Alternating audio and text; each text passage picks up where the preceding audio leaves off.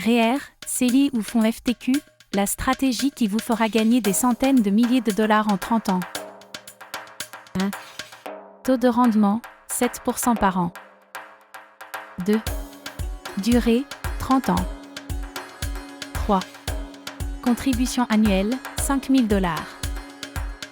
4. Crédit d'impôt pour le REER, 25%, soit 1 250 $ chaque année. 5. Crédit supplémentaire pour le fonds FTQ, 30%, soit 1 500 $ chaque année. 6.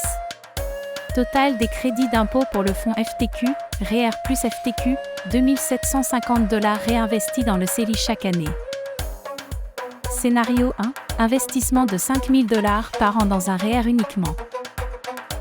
Montant initial investi chaque année, 5 000 $ dans un REER.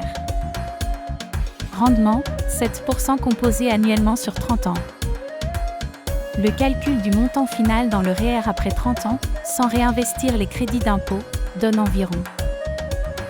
Montant final, 506 000 $. Scénario 2, investissement de 5 000 $ dans un REER et réinvestissement du crédit d'impôt dans un CELI. Dans ce scénario, 1. Montant dans le REER. Contribution annuelle, 5 000 $. Montant final dans le REER après 30 ans, environ 506 000 $. 2.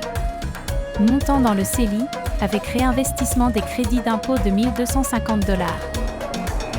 Contribution annuelle, 1 250 $. Montant final dans le CELI après 30 ans, environ 126 000 $. Montant total des deux comptes après 30 ans, 632 000 $. Scénario 3, investissement de 5 000 $ dans un fonds FTQ avec crédit supplémentaire et réinvestissement dans un CELI. Dans ce dernier scénario, 1. Montant dans le fonds FTQ. Contribution annuelle, 5 000 $. Montant final dans le fonds FTQ après 30 ans, environ 506 000 $. 2.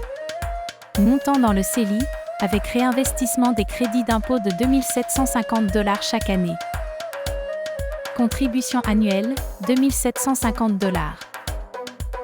Montant final dans le CELI après 30 ans, environ 301 000 $.